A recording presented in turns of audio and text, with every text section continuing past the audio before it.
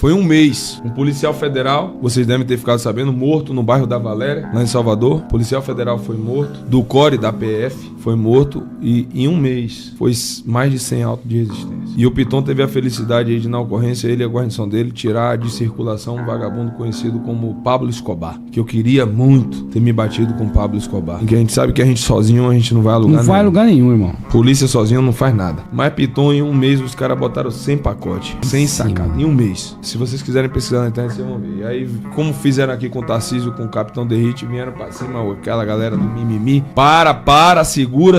Segura, mas com os caras. Piton todo dia acorda de manhã cedo, faz um vídeo. Guerreiro! E já começa assim o vídeo dele, né? Não, eu mando mensagem pro Piton, eu falo, irmão, acorda de manhã cedo, veja o seu vídeo, velho. Eu tava sem vontade de vibrar, mas agora eu vou vibrar. Não vai ter jeito. Posso falar uma coisa pra vocês? Sem vaidade, sem nada. Pra mim, o maior policial do Brasil